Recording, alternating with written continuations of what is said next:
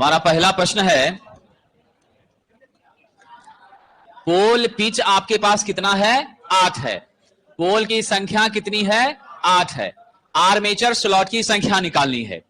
Formula आप जानते हैं, पोल पिच बराबर क्या होता है?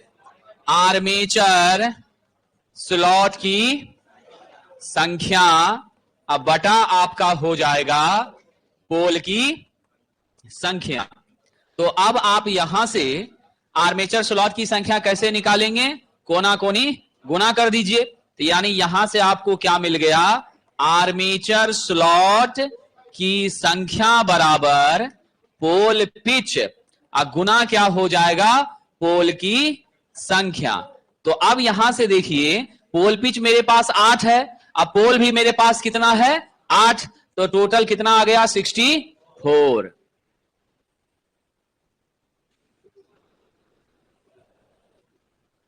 फॉर्मूला अगर ध्यान पर है तो आप तुरंत इसको बना लेंगे। चलिए अगला प्रश्न देखते हैं। अगला क्वेश्चन है, मीट्रिक प्रणाली में एसई का अर्थ सबको पता है क्या होता है? सुपर इनामेल्ड। ये जो सुपर इनामेल्ड है, इसी तार का प्रयोग, कॉपर के तार का प्रयोग हम लोग कहां करते हैं? वाइंडिंग के रूप में करते हैं। इसके ऊपर क्या होता है? वार्निश किया हुआ रहता है। ठीक है, वार्निश किया होता है। वार्निश होने से क्या फायदा होता है? ये आपस में एक तार के ऊपर दूसरी तार चढ़ती भी अगर है तो शॉर्ट सर्किट नहीं होती है। अब कह रहा है, चाहे सुपर इनामेल तार हो या कोई भी हमारा सामान्य तार है, सभी तारों में हम लोग क्या करते हैं साथियों? कह रहा उसका व्यास कैसे मापा जाएगा, है ना? तो उसका आकार जो हम लोग व्यक्त करते हैं व्यास के माध्यम से करते हैं। व्यास ही आपकी क्या बताता है? मोटाई को बताता है। और इस व्यास यानी यह मोटाई हम लोग कैसे कैलकुलेट करते हैं? एम में, मिलीमीटर में करते हैं। तो कौन सा उत्तर हो जाएगा? ऑप्शन नंबर ए, व्यास आपका मिलीमीटर में होता है।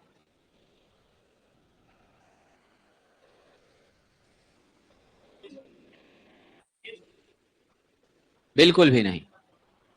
गेज की संख्या जो है हम लोग स्टैंडर्ड वायर गेज SWG में, वह क्या होता है? 0 से लेकर के 36 तक आपका खांचा बना होता है। ठीक है, और वह खांचा भी जो है, अगर मान लीजिए कि हमारा 12 SWG है, तो 12 SWG भी कैसे रिप्रेजेंट होता है? ये भी तो मिलीमीटर में ना आता है। तो फाइनली हम कहां पहुंचते हैं? मिलीमीटर में पहुंचते हैं, MM में पहुंचते हैं। चलिए अगला प्रश्न देखते हैं साथियों।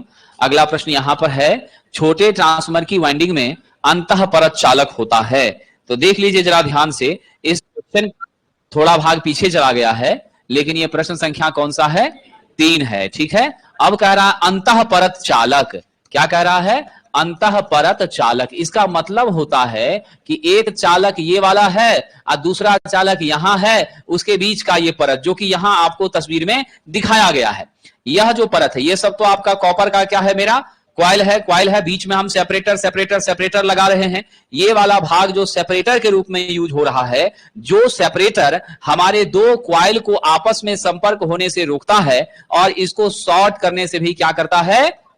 बचाता है, शॉर्ट करने से रोकता है। ठीक है, शॉर्ट करने से रोकता है। अब जब शॉर्ट करने से रोकता है साथियों, तो ऐसी स्थिति में वह पदार्थ क्या होगा? वह पदार्थ नेचुरली हमारा इंसुलेटिंग मटेरियल होगा। क्या होगा? Insulating material. लेकिन ऐसा इंसुलेटिंग मटेरियल जो पतला भी हो, बहुत ज्यादा हमारे क्रॉस सेक्शन एरिया को भी ना बढ़ाए, और थोड़ा सा मुलायम भी होना चाहिए, ताकि जिस हिसाब से वाइंडिंग हमारी टर्न हो रही है तो वह भी हल्का सा क्या हो जाए? ऊपर नीचे होकर एडजस्ट कर जाए। तो वो वाला मटेरियल मेरा कौन सा होता है? लेदराइड पेपर होता है। यह आपकी एक प्रकार की क्या है? मुलायम लेकिन संसेचित पेपर की तरह का ही एक कागज है, जिसको आप कैंची वगैरह से काट के जैसा इच्छा होगा वैसा स्ट्रक्चर बना सकते हैं। चलिए अगला प्रश्न देखते हैं। अगला प्रश्न कह रहा है कि ट्रांसफार्मर की रीवाइंडिंग कर रहे हैं, 0.16 mm का क्या है? व्यास है पहले से, लेकिन परंतु लपेट संख्या पूर्ववत ही रखी जाती है। यहां थोड़ा सा देखिए, क्वेश्चन में सही होगा, यहां मिस है ना? क्वेश्चन आपका सही होगा, यहां मिस है। कह रहा है 0.16 mm व्यास का तार पहले प्रयोग किया था। टर्न हमने मान लीजिए पहले N रखा था, तो अभी भी N ही है, लेकिन अब हमने क्या किया? 0.14 mm का तार यूज किया। अब आपने व्यास को क्या किया है साहब, कम किया है। आपका व्यास जब कम होता है तो मुझे यह बताइए आपका प्रतिरोध बढ़ता है कि नहीं बढ़ता है? बिल्कुल बढ़ जाता है, क्योंकि व्यास का मतलब हमारी क्रॉस सेक्शन एरिया के साथ संबंध रखता है, मोटाई वही है। तो आपने क्या देखा है, रेजिस्टेंस आपके क्रॉस सेक्शन एरिया का व्युत्क्रमानुपाती होता है। अगर ये कम हो रहा है तो रेजिस्टेंस बढ़ रहा है, प्रतिरोध जब बढ़ रहा है तो रेजिस्टिव वोल्टेज का ड्रॉप भी क्या होगा, नेचुरली बढ़ जाएगा। और रेजिस्टिव वोल्टेज ड्रॉप जब VR बढ़ जाएगा तो मेरी वोल्टेज के मान में कमी आएगी कि नहीं आएगी? तो क्या जवाब दीजिएगा आप लोग साहब जी? ट्रांसफार्मर का आउटपुट नेचुरली कम हो जाएगा, हमारी हानि यहां पर क्या होगी, होने लग जाएगी साहब अधिक। हमेशा याद रखिएगा, जैसा ये कंसेप्ट है कि आपकी एरिया बढ़ती है, मोटाई बढ़ती है, तो नेचुरली हमारा रेजिस्टेंस घटता है, मोटाई कम होती जाती है, रेजिस्टेंस बढ़ता जाता है। ये वही कंसेप्ट है जो आपको कई बार हमने बताया है। SWG नंबर बढ़ेगा, मेरी प्रतिरोध क्या होगी, बढ़ेगी, मोटाई क्या होगी, घटेगी, धारा क्या होगी, घटेगी। SWG नंबर घटेगा, मेरा प्रतिरोध भी घटेगा, मोटाई बढ़ेगी, धारा भी बढ़ेगी। ठीक है ना, ये मामला है। LP में कई बार ये पूछा हुआ है। विवेक जी, अचालक ही इंसुलेटर है, और वही चीज वहां था भी, तो मेरा लेदराइड पेपर जो है वह भी क्या है, अचालक पदार्थ ही है। वाइंडिंग के किस परीक्षण के लिए कह रहा है आपको सर्च क्वाइल की विधि अपनाई जाती है? इस तरह का क्वेश्चन आपको टकराया है पहले भी, आंसर आप लोग बताने का कष्ट कीजिए जरा सा। सर्च क्वाइल हम लोग कहां यूज करते हैं? बड़ा अच्छा प्रश्न है। पॉलिटी की बात हो रही, लेकिन इस तरह का, बिल्कुल आपने सही कहा है, लेकिन इस तरह की जो विधि है वो कहां हम लोग यूज करते हैं? AC मशीनों में। क्या करने के लिए साहब? पोलैरिटी की जांच कहिए या उसका पता लगाना कहिए। क्या करने के लिए? कौन सी पोलैरिटी है इसकी जानकारी प्राप्त करने के लिए। जैसे मैग्नेटिक सर्किट में एक कंसेप्ट होता है डॉट कन्वेंशन का। क्या होता है? डॉट कन्वेंशन का होता है, जिसमें यहां भी एक डॉट दिया जाता है, और एक डॉट आपका इंटरिंग में है, एक डॉट आपका क्या है, लिविंग में है। यहां से करंट आपकी बाहर निकल रही है। तो इंटरिंग और लिविंग में यदि डॉट हो, या सपोज कर लीजिए आपका ऐसा सर्किट है जिसमें यहां करंट इंटर कर रही है, डॉट है, यहां करंट निकल रही है, डॉट है, तो ऐसे केस में हम कौन सा चिन्ह लेते हैं? एक इंटरिंग एक लिविंग पर रहे तो माइनस लेंगे। ठीक है, एक लिविंग एक इंटरिंग पर रहे तब भी माइनस, लिविंग लिविंग रहे, इंटरिंग इंटरिंग रहे तो प्लस लेंगे। समझ गए? ये याद रखिएगा। तो इस तरह की चीजों को ध्यान रखिएगा। यह भी जो डॉट कन्वेंशन है, यह भी क्या बताता है? यह भी पोलैरिटी को बताता है कि कौन सा पॉजिटिव है, कौन सा नेगेटिव है, इसकी जानकारी हमको यहां से मिलती है। तो क्या जवाब दे दीजिएगा विद्यार्थी जी? Which one is right answer? Option number C। ये तो खुद ही एक टेस्ट है कि नहीं है? यह भी खुद ही एक टेस्ट है। बाकी बच रहा है ये मामला। तो कुंडली का प्रतिरोध के बारे में जानकारी हमको खोजी विधि से नहीं मिलता है, सर्च कॉइल से हमको पोलैरिटी का पता चलता है। आर्मेचर रिवाइंडिंग कार्य में आपातकालीन परिस्थिति में कौन सी वार्निश प्रयोग की जाती है? कह रहा इमरजेंसी का केस है। समझ गए क्या है साहब जी? इमरजेंसी केस है। तो जब इमरजेंसी केस होता है तो वैसे समय में आप बहुत लंबा चौड़ा प्रक्रिया वाला प्रयास नहीं करते हैं। जो सबसे छोटा सबसे सरल व्यवस्था है उसका आप इस्तेमाल करते हैं। मजबूरी हो गया है कि कॉइल आपका शॉर्ट कर रहा है, तो जो वाइंडिंग मेरा डैमेज कर गया है उसको हम निकाल लेंगे, बाकी उसके जगह पर नया वाइंडिंग जो हमको लगाना है, तो उस नया वाइंडिंग लगाने के लिए आप गीला वार्निश वाला अगर लीजिएगा मटेरियल, तो उसको तो सूखने में बहुत टाइम लगेगा, है ना। आपको अलग से मान लीजिए अलग अलग व्यवस्था करके उसको सुखाना पड़ेगा। तो आप क्या करना चाहेंगे? ऐसी वार्निश वाली व्यवस्था का यूज करेंगे जो हवा से क्या हो जाए, सूख जाए, यानी हवा के टच में आते ही, एयर के संपर्क में आते ही क्या हो जाए, ड्राई हो जाए। यानी ऐसी स्थिति में वायु से सूखने वाली वार्निश इमरजेंसी केस में आपके लिए क्या होती है, सबसे उपयुक्त होती है। यह ध्यान रखिएगा। स्प्रे टाइप का रहता है, उसको ऊपर से कर दिया जाता है। जैसे दरवाजा का पॉलिश होते देखा है आप लोगों ने, लकड़ी के दरवाजे का पेंट नहीं पॉलिश। जब इसका पॉलिश होता है, शाइनिंग होता है, एक दरवाजा का पॉलिश कराने में 35 से 40 हजार का खर्च पड़ता है। समझे कि नहीं? और उसके बाद वो इतना खूबसूरत हो जाता है कि एकदम मिरर के जैसा काम करेगा, आपका चेहरा उस दरवाजे पर दिखने लगता है। लेकिन कीमत बहुत है, करने में मेहनत बहुत लगता है, लेबर कॉस्ट, मटेरियल सब मिला के मैंने कहा कितना का कॉस्ट आ जाएगा आपका, समझे कि नहीं। जो धन्ना सेठ लोग होते हैं वो सब करवाते हैं। आप लोग भी नौकरी प्राप्त कर लीजिएगा तभी सब करवाइएगा, या आपके पिताजी अच्छे जगह पर होंगे तो करवा चुके होंगे। क्या विद्यार्थी जी, ये तो ठेकेदारी करता है तो करवा लिया है पहले, है कि नहीं। हाँ ठीक। कह रहा छोटी डीसी मोटर है, उसमें प्रयोग किए जाने वाले खांचे कैसे होने चाहिए? सेमी क्लोज होने चाहिए, अर्धबंद होने चाहिए साहब जी। छोटा डीसी मोटर का जो आपका रहता है वो कैसा रहता है? Semi close. और खासियत क्या है आपकी, वहां का तो रहता ही है, लेकिन हमारे इंडक्शन 3 फेज आईएम में भी हम क्या करते हैं, में भी सेमी क्लोज का प्रयोग करते हैं। क्यों करते हैं, इसका कारण बताइए। बिल्कुल सही जवाब है विद्यार्थी जी। क्या फायदा होता है? पीएफ में वृद्धि होती है। क्या होती है? पावर फैक्टर में वृद्धि होती है। और सबसे आसान करना वाइंडिंग कहां पर है? बिल्कुल आसान है वाइंडिंग करना, ठीक है। थोड़ा सा जटिल है कहां? अर्धबंद में। इसमें क्या है? बहुत कठिन है वाइंडिंग को स्थापित करना। चलिए आगे बढ़ते हैं साहब। आपका 60 नंबर आ रहा है, एससी कैटेगरी में है, तो फिर आप काहे टेंशन ले रहे हैं? 60 को 70 पर पहुंचाइए। समय अभी है आपके पास 15 दिन 20 दिन परीक्षा में, है कि नहीं है? 15-20 दिन से लेकर के आप 1 महीना का समय रख सकते हैं, है कि नहीं है? आइए आगे बढ़ते हैं। आर्मेचर वाइंडिंग में किसी एक कुंडली में लपेटों के पारस्परिक शॉर्ट सर्किट टेस्ट का सबसे अच्छा विधि कौन सा है? मतलब लपेटों का मतलब होता है हमारे टर्न्स जो है साहब जी, ध्यान रखिएगा, आपका टर्न्स वगैरह जो शॉर्ट कर गया है, एक के ऊपर दूसरा जो लपेटा है हमने संख्या कुंडली के रूप में, तो वह आपस में क्या कर रहा है साहब जी? शॉर्ट कर रहा है। तो इसकी जानकारी के लिए आप कौन सी विधि लेंगे? ग्राउलर यहां नहीं लिखा गया है। ग्राउलर एक यंत्र है, अगर वह होता तो शॉर्ट सर्किट, ओपन सर्किट, अर्थ से फॉल्ट, सबकी जानकारी वह आपको दे देता, लेकिन यहां पर ग्राउलर का यूज किया नहीं गया है। कौन सा सही उत्तर होगा? दिमाग लगाइए। व्हीटस्टोन विधि से तो हम लोग प्रतिरोध मापने का काम करते हैं। टेस्ट लैंप विधि से हम कंटिन्यूटी चेक करते हैं, ठीक है। ओम मापी जो है उससे भी हमारा प्रतिरोध की जानकारी मिलती है। सर्किट जब शॉर्ट होती है तो शॉर्ट के केस में विद्यार्थी जी आपको मालूम है क्या होता है? मेरा वोल्टेज 0 हो जाता है, मिनिमम हो जाता है। तो आप यहां से सिंबल, आप संकेत मिल ही गया है। कौन सा विधि यूज होगा? वोल्टेज ड्रॉप मेथड, वोल्टेज क्षय मेथड। यह विधि का प्रयोग करके हम शॉर्ट सर्किट की जानकारी कलेक्ट करने का काम करते हैं।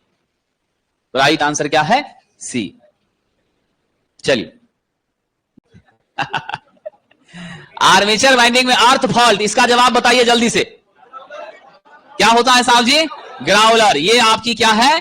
एक हमारी उपकरण है। इस उपकरण के माध्यम से हम ओपन शॉर्ट सब तरह का क्या करते हैं?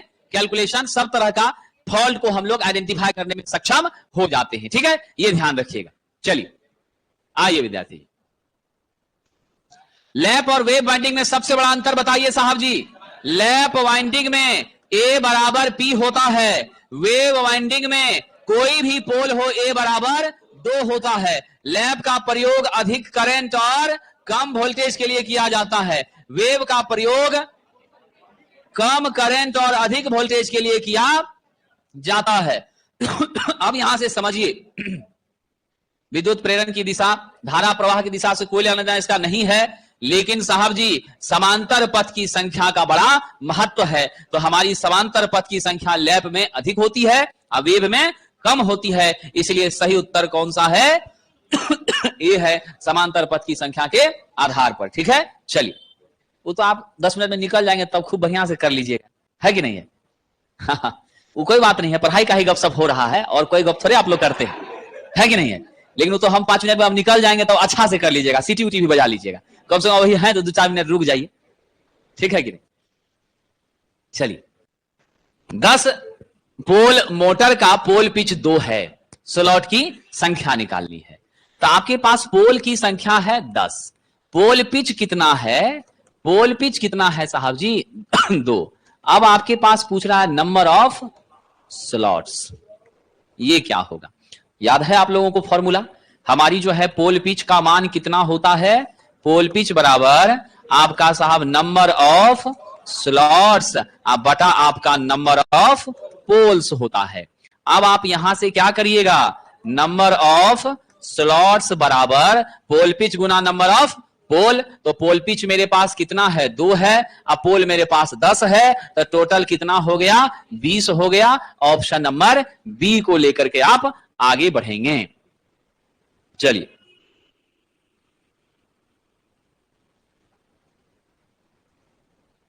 अनिल जी 9 नंबर का उत्तर जो है आपको मैंने क्या बताया है? मैंने बताया है ग्राउलर परीक्षण विधि, ठीक है। दूसरे नंबर पर है अर्थ दोष परीक्षण के लिए श्रेणी टेस्ट लैंप मेथड, और तीसरा है वोल्टेज पतन विधि। इसका भी प्रयोग होता है, इसका भी प्रयोग होता है। सबसे उत्तम विधि जो है वह कौन मानी जाती है? ग्राउलर मानी जाती है। लेकिन तीनों है हमारा, और ऑप्शन में यह भी लिख दिया है, हमने उस समय ध्यान नहीं दिया, ऑप्शन में लिख दिया है तीनों विधि। तो तीनों विधि जब दे दिया है ऑप्शन में, तब हम लोग किसके साथ आगे बढ़ेंगे? तब हम लोग डी नंबर के साथ आगे बढ़ेंगे। अगर डी नहीं रहता, यहां कुछ नया रहता, तब हम लोग ए नंबर को लेकर के चलते। समझ गए? इसीलिए आप लोग क्या करिए? डी को ही टिक लगाइए।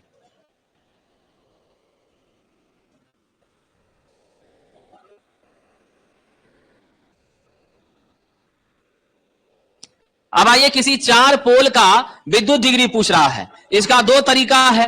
हम लोग थीटा इलेक्ट्रिकल बराबर जानते हैं P/2 थीटा मैकेनिकल। तो P मेरे पास 4/2 थीटा मैकेनिकल कितना होता है? 360 डिग्री होता है। तो 2 गुना 360 बराबर 720 डिग्री हो गया। दूसरा तरीका है पोल की संख्या गुना 180। तो थीटा इलेक्ट्रिकल बराबर 4 गुना 180 क्या हो जाएगा? 720। तो जैसे आपको इच्छा रहे वैसा आप कर लीजिएगा। चलिए अगला देखते हैं।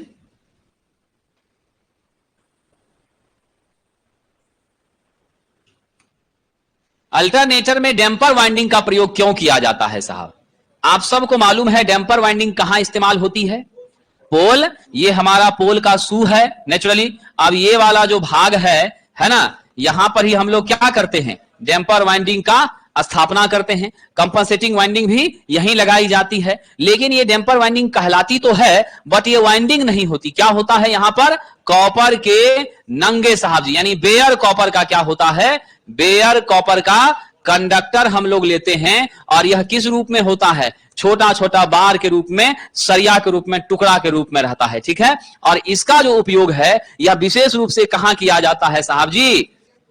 बिल्कुल, आपका इसका प्रयोग विशेष रूप से किया जाता है सैलिएंट पोल टाइप के रोटर वाले, सैलिएंट पोल टाइप के रोटर वाले, आपका चाहे अल्टरनेटर हो या आपका क्या हो? सिंक्रोनस मोटर हो। इन दोनों जगहों पर विशेष रूप से करते हैं। अब इसका विशेष जो उपयोग है उसका उद्देश्य क्या है साहब जी? हंटिंग के प्रभाव को कम करने के लिए। आर्मेचर को कम करने का काम कंपनसेटिंग वाइंडिंग करता है, ठीक है। स्पीड बढ़ाने के लिए हमको पोल घटाना पड़ेगा, नहीं आती है। यह किस वजह से होती है? अचानक से लोड के बदल जाने के कारण होती है, ठीक है। मेजर इशू यह हंटिंग का वही होता है। इसमें गति कभी वाइब्रेशन हमारी क्या होती है?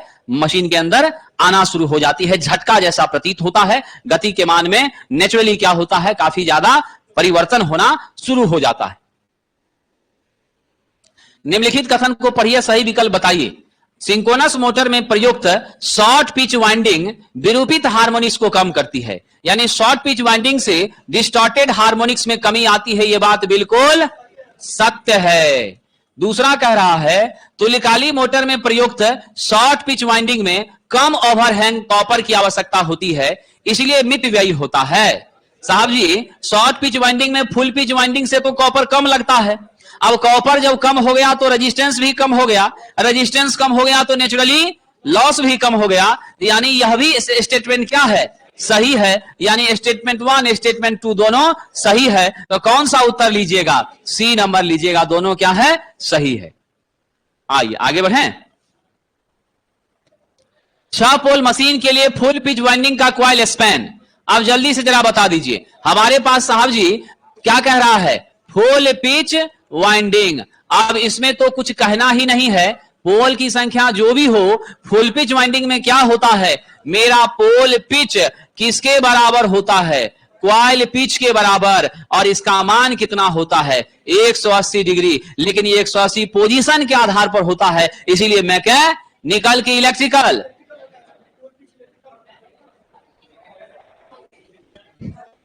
पोजीशन के हिसाब से जब चर्चा होगी तब क्या होगा? मैकेनिकल। अगर फेज एंगल के हिसाब से बात होगी, फेजर के आधार पर होगी तो इलेक्ट्रिकल। तो उत्तर इसमें किसको टिक लगाइएगा? 180 डिग्री।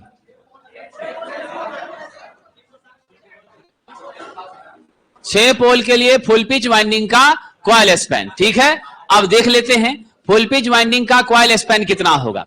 चलिए, तो एक सेकंड देख लेते हैं, घबराना नहीं है विद्यार्थी जी। इसमें जो स्थिति बनी है उसके हिसाब से चलिए। बिल्कुल, लेकिन यहां पर थोड़ा भाषा जो है वो अलग कर दिया है, ध्यान रखिएगा। आप लोग एक चीज तो हमेशा के लिए जानते हैं कि फुल पिच वाइंडिंग हमारी होगी तो उस केस में पोल पिच किसके बराबर? क्वाइल पिच के बराबर होगा, नेचुरल सी बात है। यहां पर जो क्वेश्चन पूछ रहा है वह क्वेश्चन इस बात को इंडिकेट करने का प्रयास कर रहा है कि हमारा साहब जी आपको थीटा इलेक्ट्रिकल, थीटा मैकेनिकल के टर्म में यह बात कर रहा है।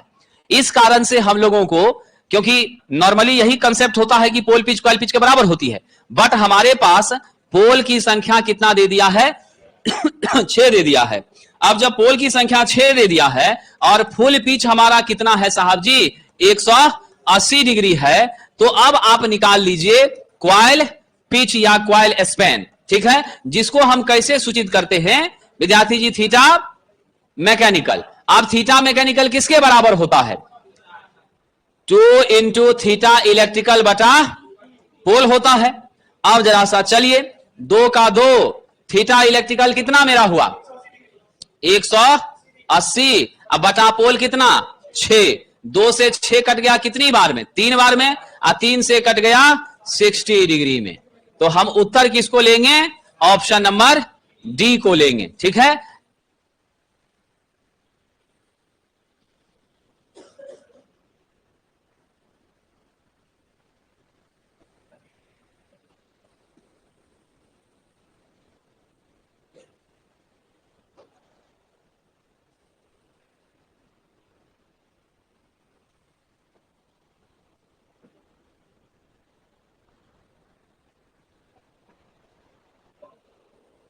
चलिए आगे बढ़ें। आमतौर पर संकेंद्रीय वाइंडिंग का उपयोग होता है। कॉन्सेंट्रिक वाइंडिंग जो है साथियों, ध्यान रखिएगा, इसकी जो स्थिति होती है वह क्या होती है? इसका सेंटर एक ही होता है, लेकिन हमारी वाइंडिंग एक दूसरे पर चढ़ी हुई नहीं होती है। क्या होती है? एक दूसरे पर चढ़ी नहीं होती है। और यह जो वाइंडिंग है यह विशेष रूप से कहां प्रयोग करते हैं? सिंगल फेज मोटरों में प्रयोग करते हैं। ट्रांसफार्मर में भी करते हैं, लेकिन ट्रांसफार्मर में कौन सा ट्रांसफार्मर? कोर टाइप में करते हैं। ठीक है, आपका सेल टाइप में सैंडविच या इंटरलिव्ड होती है। ठीक है, इसीलिए यदि आपको मान लीजिए यह ऑप्शन ना दे करके यहां देता कोर टाइप ट्रांसफार्मर, तब आप टिक लगा सकते थे। ट्रांसफार्मर लिख दिया तो इसमें प्रकार बहुत ना हो जाता है, इस कारण से हम लोग उसको नहीं लेंगे।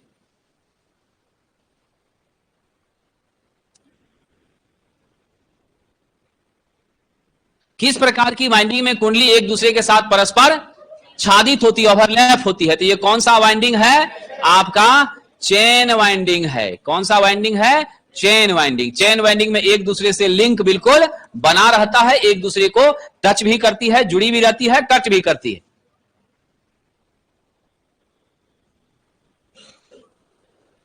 पूरी अंतराल वाइंडिंग यानी फुल पिच वाइंडिंग। पूरी अंतराल क्या है आपका?